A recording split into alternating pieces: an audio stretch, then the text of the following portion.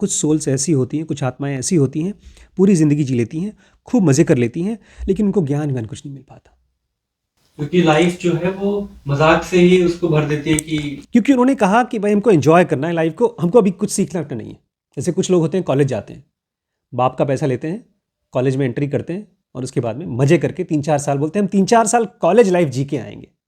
ऐसे ही कुछ लोग धरती पर आते हैं एंजॉय करने के लिए, बोलते हैं हॉस्टल लाइफ नहीं जी, तो जाकर कॉलेज ज्वाइन कर लेते हैं। तो वो लोग कॉलेज से होके आ जाते हैं, लेकिन एकदम कोरी कागज़, जैसे हमारे कबीरदास कहते थे, ज्यों की त्यों धर दीनी चदरिया, धरती पर आए कोई मैल नहीं आया। ऐसे वो कॉलेज में गए, ज्ञान का मैल अपने ऊपर चढ़ने भी नहीं दिया। डॉक्टर माइकल न्यूटन कहते हैं जब हम ग्रुप्स में होते हैं ना, तो बहुत बार हमको ऐसे ग्रुप्स पसंद होते हैं जो हमारी एक्टिविटीज़ को वैलिडेट करें।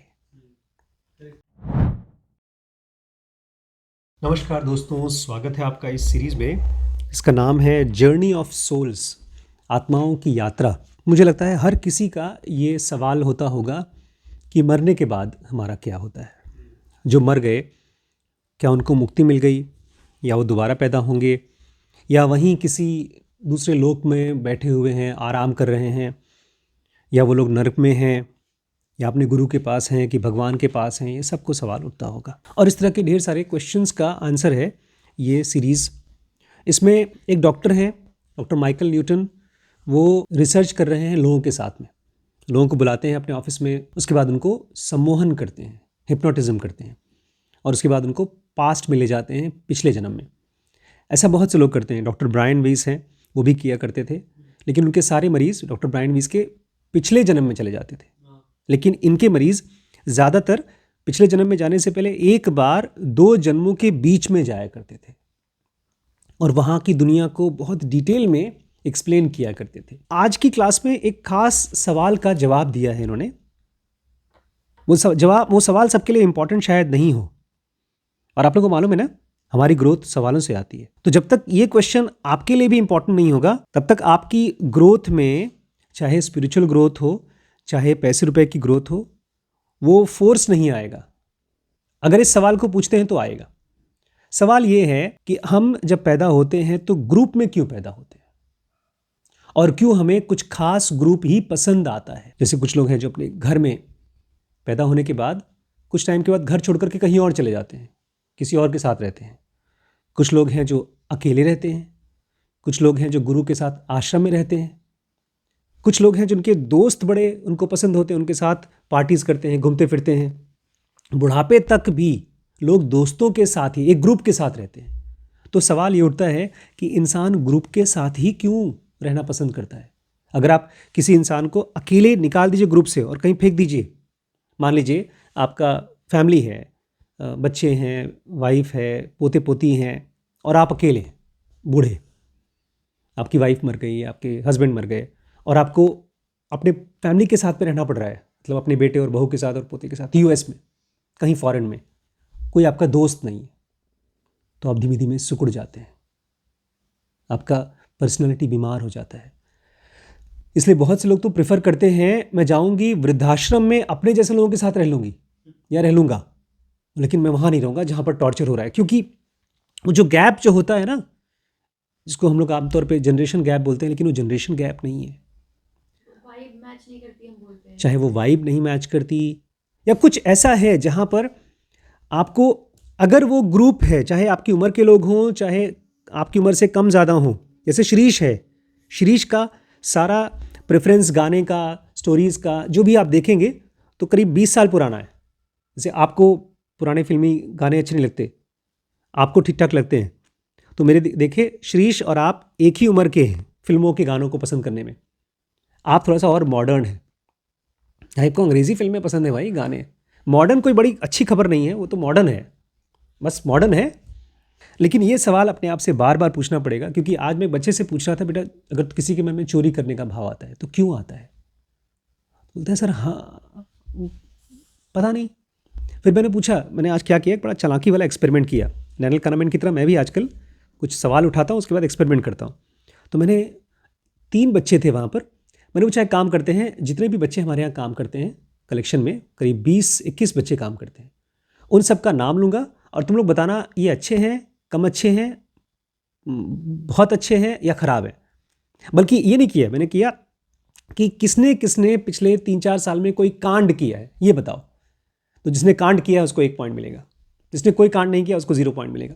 तो ऐसे करके नाम लिखा, तो एक भाई साहब के नाम के आगे तो 10 नंबर मिल गए, बहुत बड़ा कांड किया था।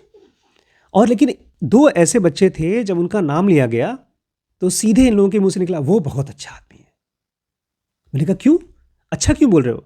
बोलते हैं अच्छा है ही सर, बहुत मासूम है, भोला है बहुत। मैंने कहा काम में कैसा है? तो काम में भी मेहनती है, कुछ भी काम हो लोग उसी को बोलते हैं और वो कर लेता है। मनीष भैया हाँ मनीष भी, देखो तुम भी जानती हो मनीष के बारे में, इसका मतलब अच्छा होगा वो।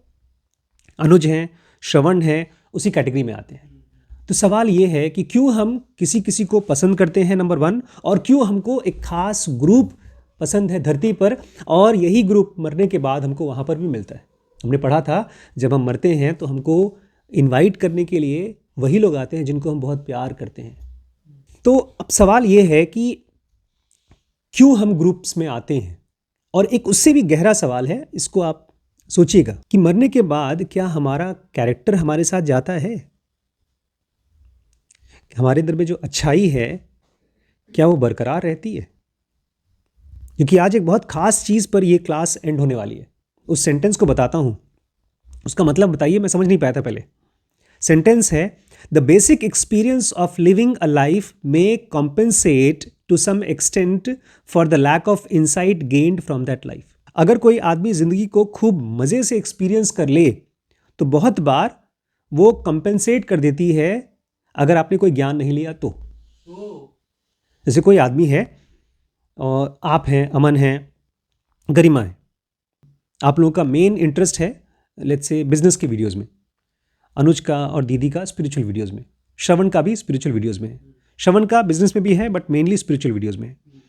तो आप लोग एक पैसे को समझना चाहते हैं बिकॉज आप पैसे को एंजॉय भी करना चाहते हैं, कमाना भी चाहते हैं, लेकिन ज्ञान चाहिए पैसे के लिए। लाइफ, पूरे जिंदगी, पूरी लाइफ आपको जो जिलाती है वो एक्सपीरियंस के लिए नहीं जिलाती। एक्सपीरियंस आप करते हैं लेकिन ज्ञान के लिए।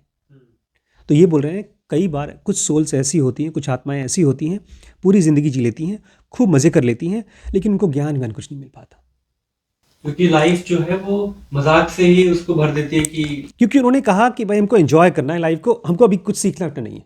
जैसे कुछ लोग होते हैं कॉलेज जाते हैं, बाप का पैसा लेते हैं, कॉलेज में एंट्री करते हैं और उसके बाद में मज़े करके 3-4 साल बोलते हैं हम 3-4 साल कॉलेज लाइफ जी के आएंगे।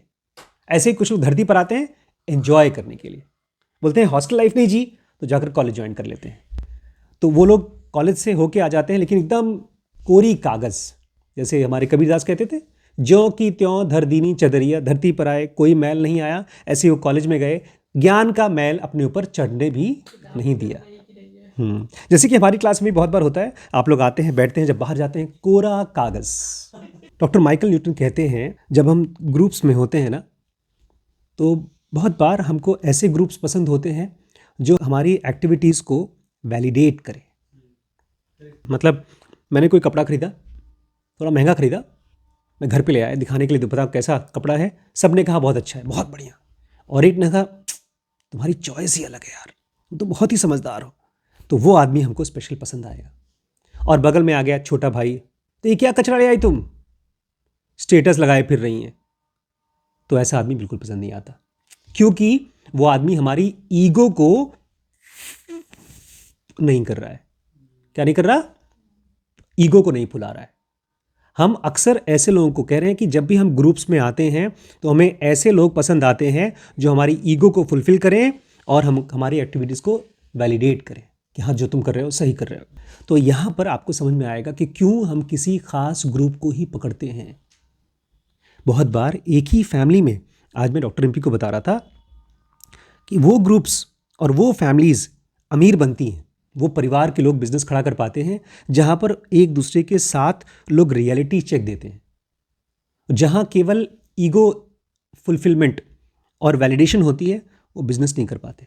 जैसे हमारे घर में 7 भाई बहन हैं, पापा लोग बिजनेस करने की बहुत कोशिश की लेकिन डूब गया, क्योंकि वो लोग एक दूसरे को, इसको हम चमचागिरी बोलते हैं, वो करते थे। पैसा लेकर के गए बिजनेस करने की कोशिश की, फेल हो गए तो सॉरी बोली और फिर से चमचागिरी किया और फिर से कोशिश की। और वहीं पर जिन परिवारों में बिजनेस बड़ा हो पाया है वो उन्होंने सीखा है, गलती की, चाहे सीनियर्स ने चाहे जूनियर्स ने बताया कि तुमने ये गलती की, दोबारा अगर ये गलती करोगे तो बिजनेस नहीं चालू होगा और पैसा नहीं मिलेगा। इस तरह से कुछ परिवार हैं जो बिजनेस में बहुत बड़े हुए, कुछ फेल हो गए, ज़्यादातर फेल हो गए। तो कह रहे हैं आपको ये पूछना चाहिए कि हम किसी खास ग्रुप को क्यों पसंद करते हैं, बाकी ग्रुप को क्यों नहीं पसंद करते। मैंने देखा है, डॉक्टर बोलते हैं, डॉक्टर माइकल, कि बहुत से ग्रुप्स होते हैं, उसी में छोटे छोटे सब क्लस्टर्स होते हैं, ग्रुप में भी छोटे छोटे ग्रुप्स होते हैं। जैसे रिम्पी स्कैन के हमारे 30-40 एम्प्लॉई हैं, उसमें 10 लोगों का या 4 लोगों का एक छोटा सा ग्रुप है। तो ये लोग ऐसी एक्टिविटीज़ करते हैं, इस हिसाब से ग्रुप बनाते हैं कि उनका ग्रोथ ब्लॉक रहे, बस आपस में एक दूसरे की तारीफ करेंगे। जैसे आज जो बच्चा चोरी करने की कोशिश कर रहा था, वो किसी और सेंटर से पेशेंट का सैंपल यहाँ लाया, यहाँ पर पर्ची नहीं डाला, यहाँ पर एंट्री नहीं कराई, यहाँ पर रिपोर्ट निकलवाया फर्जी, पैसा लिया पेशेंट से, अपनी जेब में डाला और खाली। जब पेशेंट पकड़ा कैसे गया, मालूम कैसे पड़ा? वो आया सैंपल, यूरिन सैंपल देने के लिए, उसने कहा था मैं दे आऊँगा, तो बेचारा यहाँ आया तो उसकी एंट्री नहीं। तो पूछा कि तुमको कैसे पता चला, तो ये भाई साहब का नाम आया। तो इस प्रोसेस में एक लड़का वो चोरी कर रहा है, एक लड़का ये चोरी कर रहा है, और दोनों एक दूसरे की चोरी को हेल्प कर रहे हैं। और साथ ही साथ बोलता है मैं दोस्ती के चक्कर में मार खा गया सर, मतलब वो बता रहा है मैं कितना अच्छा दोस्त हूँ, उस चक्कर में मार खा गया। बट प्रोसेस ये एक्चुअली दोस्ती के चक्कर में नहीं मार खाया, वो हमको पता नहीं होता कि हमारे ब्रेन में कुछ चीज़ें अच्छी लगती हैं। तो वो जो लड़का है उसको हमने पिछले महीने ही 2-3 महीने पहले निकाल दिया था जॉब से, क्योंकि हर बार मतलब ऑलमोस्ट 4-5 बार वो ड्रिंक करके यहाँ पर आता था।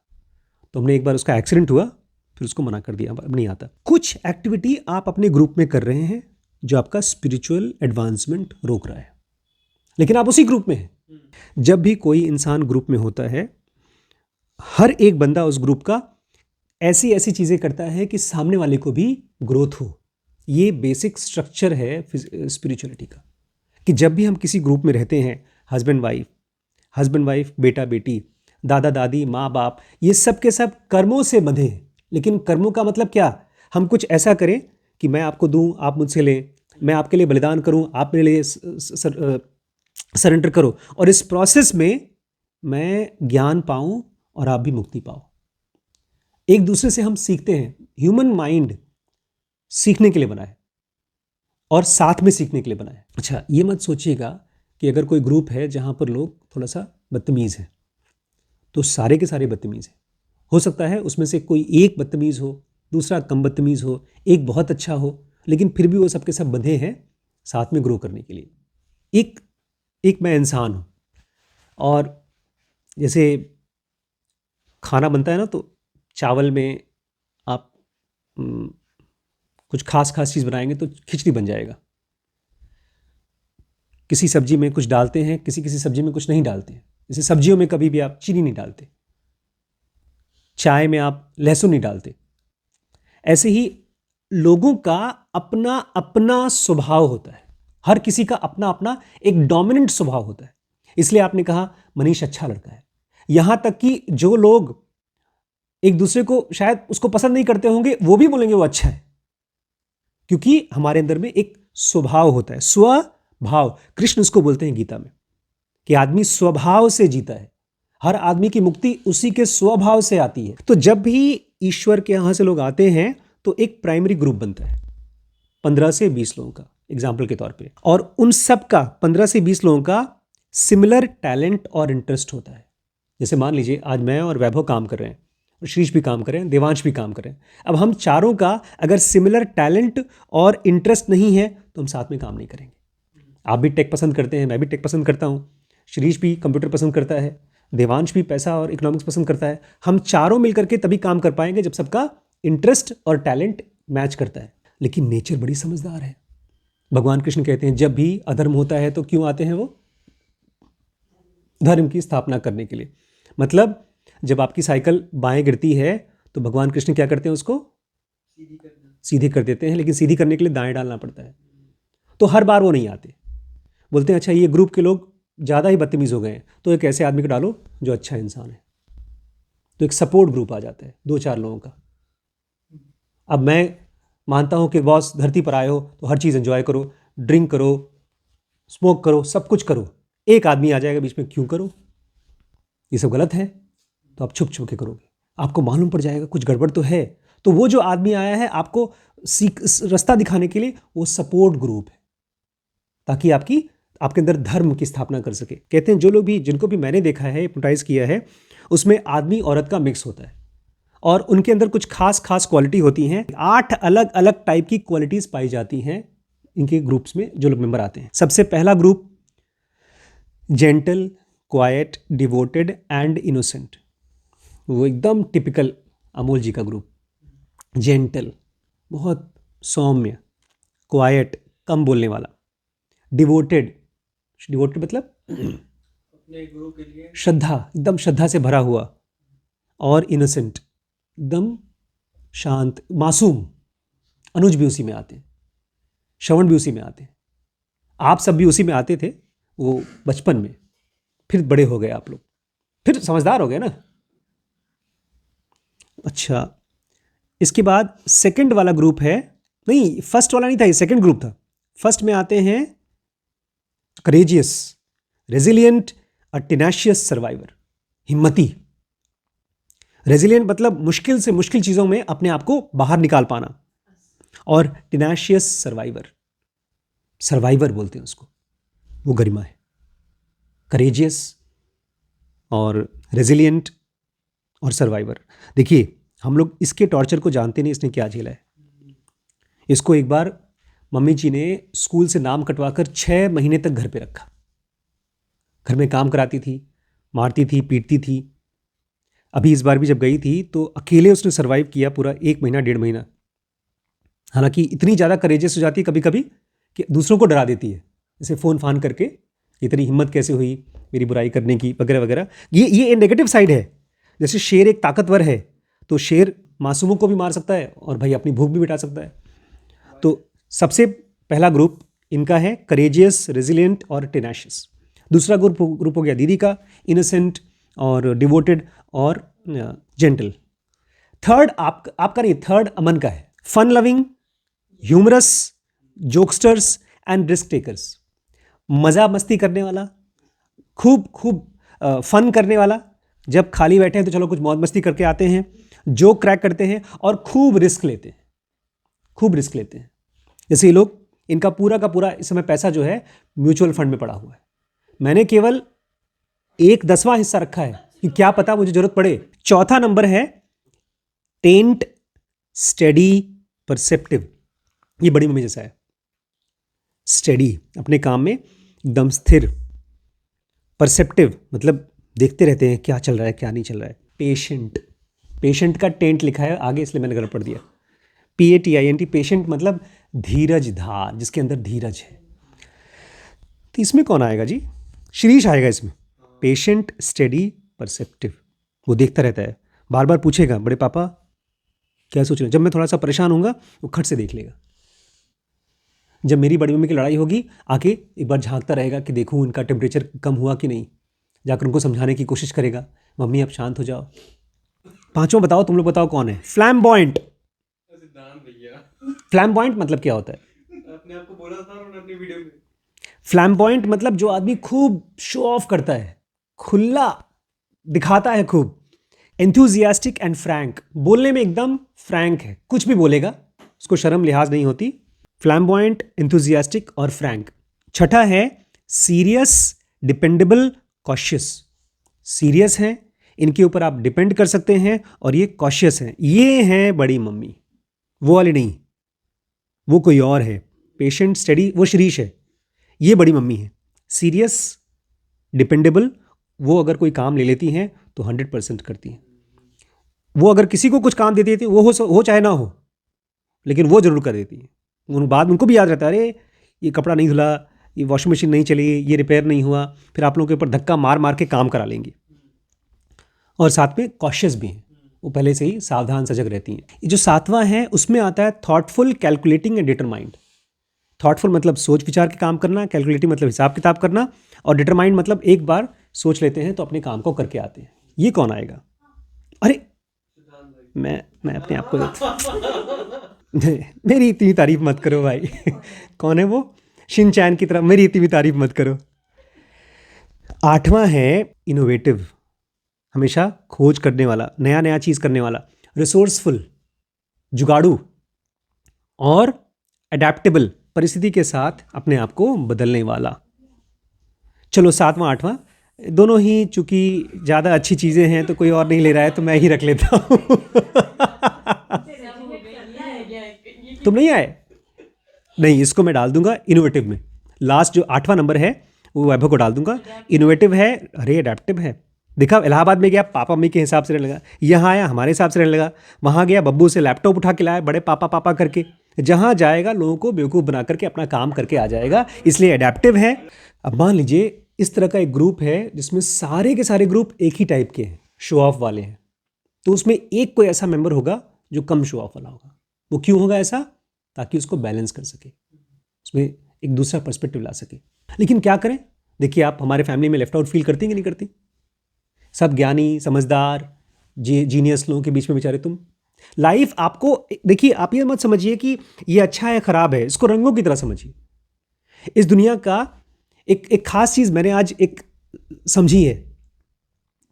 अभी मुझे कोई बोला था कुछ दिन पहले कि सर आपको किताब पढ़ना बंद कर देना चाहिए, आपको करना है तो लिखिए, पढ़िए मत, ध्यान करिए। मैंने कहा क्यों भाई, मेरी मर्जी, मुझे पढ़ना है। बोलते हैं आप जैसे गुरु को तो किताब पढ़ने की जरूरत ही नहीं है। मैंने कहा मैं गुरु नहीं हूँ। बोलते हैं आप थोड़ा सोचिए किताब क्यों पढ़ रहे हैं आप। मैंने सोचा, इसका आंसर मिला मुझे। इसका आंसर ये मिला कि मान लीजिए आप खाना खा रहे हैं, तो खाना खाते हैं तो किस लिए खाते हैं? ताकि शरीर को लगे, एनर्जी आए। और अगर आप खाना नहीं खाते हैं तो आप पानी पीते हैं। पानी भी शरीर को प्राण देता है, लेकिन पानी वो प्राण देता है जिसमें कि आपके शरीर का एक्स्ट्रा चर्बी धीमे धीमे घुले। तो कोई आदमी अगर कई दिनों तक पानी पीता है, कम खाता है, तो उसकी बॉडी में से जो अनहेल्दी चीज़ें हैं, चर्बी है, टॉक्सिन्स हैं, वो खाली हो जाएगा। अच्छा, अगर आप पढ़ते हो, सुनते हो, सोचते हो, तो आपके ब्रेन में खाना जा रहा है। लेकिन अगर आप रैंडम चीज़ें पढ़ते हो तो ब्रेन में चर्बी इकट्ठा हो रही है, फालतू की चीज़ें इकट्ठा हो रही हैं। लेकिन अगर आप चुन चुन करके पढ़ाई करते हो तो वो सही प्राण की तरह है, वो आपके ब्रेन में जो कचरा है, कन्फ्यूजन है, उसको डिलीट करता जाएगा और आपको तैयार करेगा ध्यान के लिए। तो कुछ विचार ऐसे हैं, ये सबसे अच्छी पार्ट है, कुछ विचार ऐसे हैं जो विचारों को खत्म करेगा।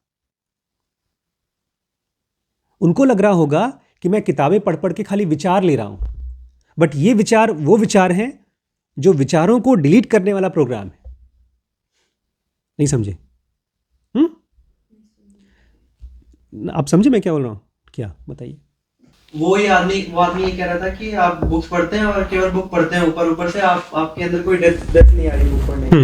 लेकिन आप इससे अलग कह रहे हैं, आप कह रहे हैं कि मैं पढ़ता हूँ और मैं, आप उसको ये दिख नहीं रहा है, लेकिन आप जब पढ़ते हैं तो आप उसकी डिटेल से जाते हैं और आप चुन चुन के पढ़ रहे हैं, ये भी जो आ गया वो पढ़े जा रहे हैं।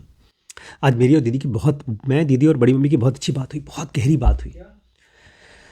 दीदी की नानी के घर पे एक लड़का आया, छोटा सा नहीं, 15 साल का होगा, 12-15 साल का। नाना जी घर पे नहीं थे और गरीब फकीर लोगों के टाइप का कपड़ा पहन रखा था उसने। खाना मांगा तो नानी कहा ठीक है बैठो खाना खा लो। खाना खा लिया, फिर बोला मुझे आराम करना है, तो उन्होंने उनको एक रजाई, गोदड़ी बोलते हैं, गोदड़ी दे दी। बोला बाहर वहीं बिछा के अपना सो जाओ। फिर सो गया। फिर उठा जब, तो उसने पूछा कि कुछ चाहिए आपको? उनका मुझे कुछ नहीं चाहिए, तुम सेटिस्फाइड हो तो ठीक है जाओ। तो उसने अपने पता नहीं जेब में हाथ डाला और एक चांदी का सिक्का निकाल के बोला कि आप इसको रख लो। तो नानी ने नहीं लिया उसको, फिर वो चला गया। नानी का ये मानना है कि साईं बाबा आए थे। और उसके बाद से जैसे हमारे घर में जिनोगा आने के बाद में चीज़ें केवल अच्छी अच्छी और अच्छी होती रहीं, उसके बाद में केवल इनके यहाँ बरकत बरकत और बरकत होती रही। तो इनका मानना ये है कि मिस्टिकली साईं बाबा ने उनको दर्शन दिए थे। और एक जगह घर में ऐसा था जहाँ खूब खूब गहरा गड्ढा हुआ था, तो वहीं पर बाद में साईं बाबा की मूर्ति को, फोटो को स्थापित किया गया। आज भी जहाँ पर दीदी का घर है, एक वो उनके पापा ने बनवाया था, पूरा का पूरा 200 के करीब चाल है ना उसमें, और उस चाल में वो पूरा का पूरा इनके पापा ने बनवाया था। आस पास पे सब बड़ी बड़ी बिल्डिंग है, वो चाल वहीं की वहीं है।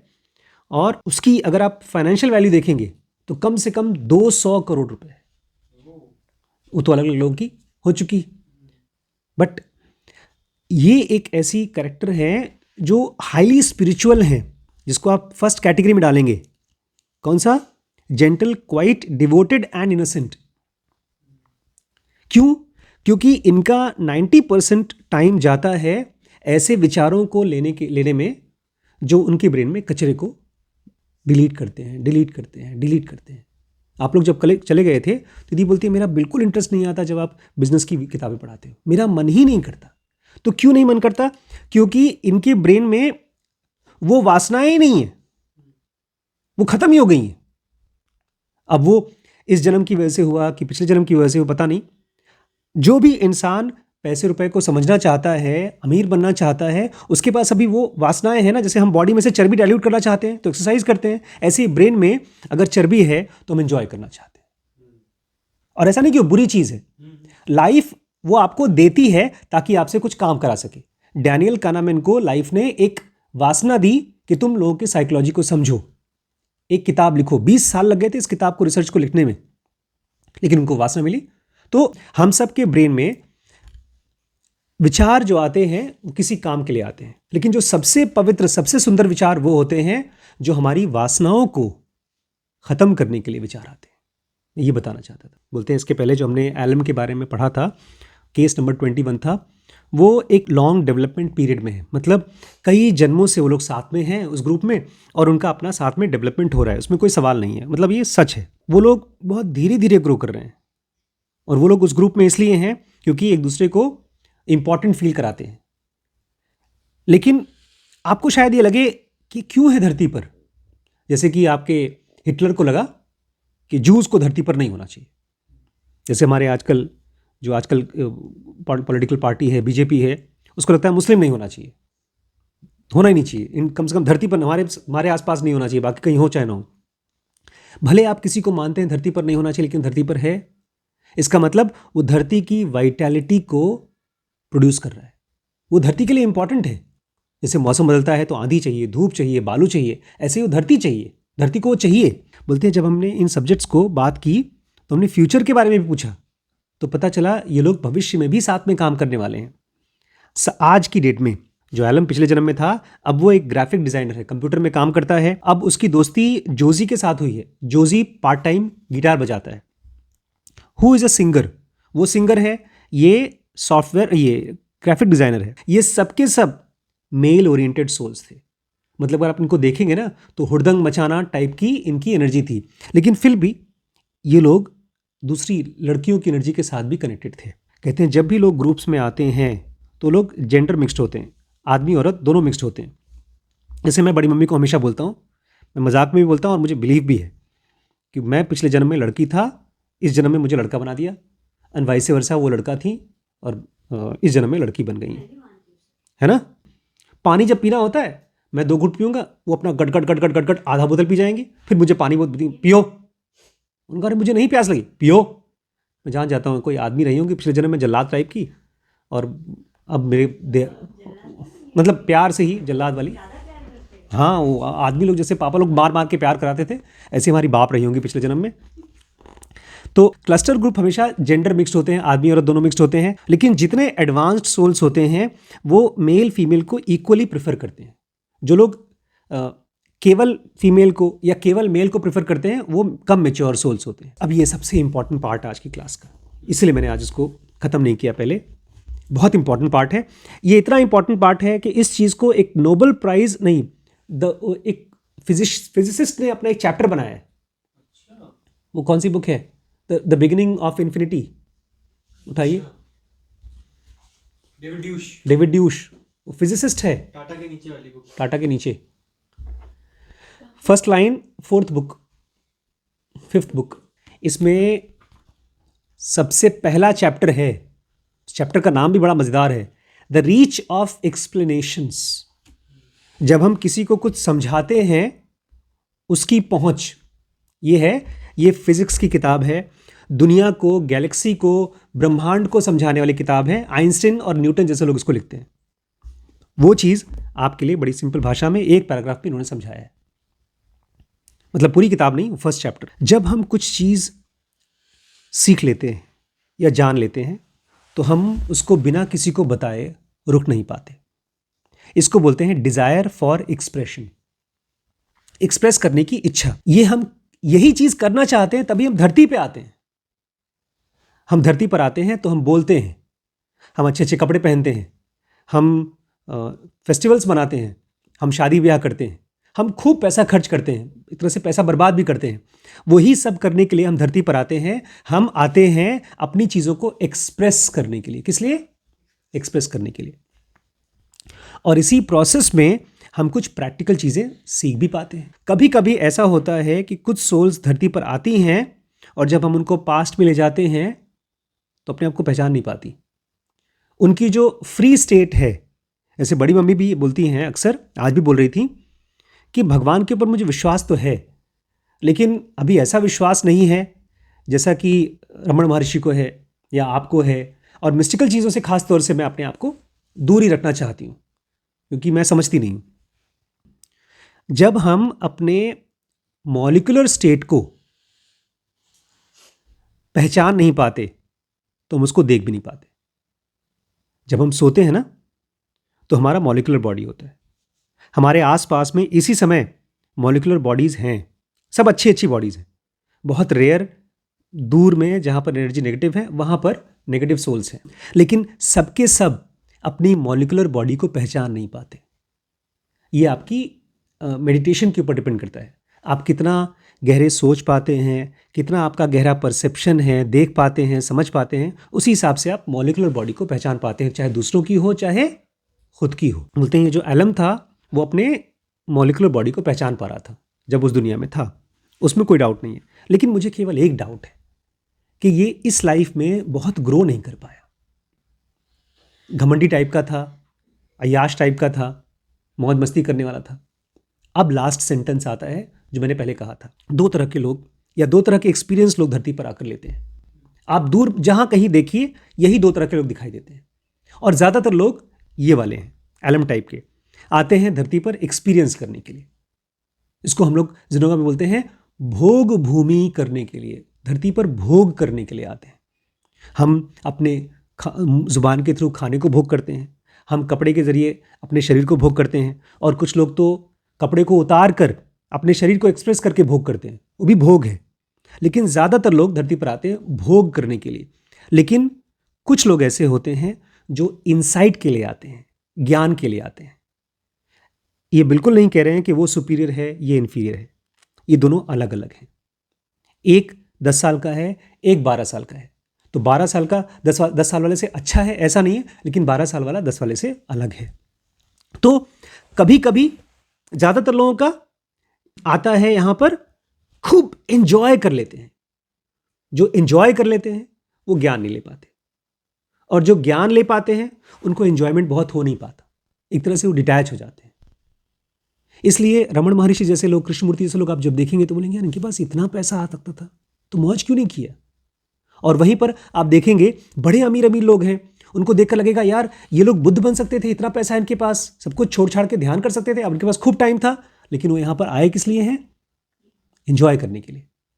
तो एक इलॉन मस्क हैं या बिल गेट्स हैं, वो यहाँ पर आए हैं अपनी लाइफ को पर बेसिक एक्सपीरियंस कि मुझे यार एक घर का मज़ा नहीं आ रहा है, मुझे 100 करोड़ का घर चाहिए, वो बेसिक एक्सपीरियंस है। और मुझे 10 लोग सलाम करते हैं मज़ा नहीं आ रहा है, मुझे तो पूरे देश में पूरी दुनिया में लोग मेरा नाम रोशन हो जाए, ये उनका एक्सपीरियंस है। और वहीं पर एक ग्रुप वो है जो बोलता है चाहे लोग जाने चाहे ना जाए, मुझे जानना है कि मरने के बाद क्या होता है, जब बॉडी में से, फिजिकल बॉडी में से मैं अलग होता हूँ तो मैं जिंदा रहता हूँ कि मर जाता हूँ। इस तरह के चीज़ों को केवल किताबी रूप में नहीं जानना चाहते, वो एक्सपीरियंस करना चाहते हैं। तो वही कह रहे हैं कि बेसिक एक्सपीरियंस कॉम्पेंसेट कर देता है इनसाइट से, या तो आपको वो मिलेगा या तो ये मिलेगा। मतलब अगर आप एंजॉय करना चाहते हैं तो कर लीजिए एंजॉय, लेकिन फिर ये थोड़ा मुश्किल हो जाएगी आपको करने के लिए। और अगर ये लेंगे तो आपको एंजॉयमेंट मज़ा नहीं आएगा उतना, आपको समझ में नहीं आएगा कि लोग यार एंजॉय क्यों नहीं करते। तो ये दो टाइप के लोग होते हैं। तो इसलिए कह रहे हैं कि मुझे समझ में नहीं आता कि आखिर एलम ग्रोथ कितना किया होगा। बट मैं आप लोगों को एक क्वेश्चन देना चाहता हूँ, जा रहे हैं तो अपने आप से पूछिए कि इसका रेशियो क्या होना चाहिए, कितना हमको एंजॉय करना चाहिए और कितना लाइफ को इंसाइट लेना चाहिए हमको, इन दोनों का बैलेंस क्या होना चाहिए, ये अपने आप से पूछते रहिए। और जो मैंने कहा ना, थॉट्स को ऐसे लीजिए कि माइंड की चर्बी कम हो। वो चर्बी क्या है सोचिएगा। ठीक है दोस्तों, अगर ये सीरीज़ आपको ठीक लग रही है, आपको कुछ हेल्प कर रही है, तो ये पूरी की पूरी सीरीज़ अवेलेबल है हमारे dkbrains.com पे, वहाँ चेकआउट करिएगा। और आपके कमेंट के ज़रिए मुझे मालूम पड़ता रहेगा कि आप लोग कुछ समझ रहे हैं या नहीं। अगर कुछ क्वेश्चन है तो आप ज़रूर पूछ सकते हैं नीचे कमेंट सेक्शन में। ठीक है।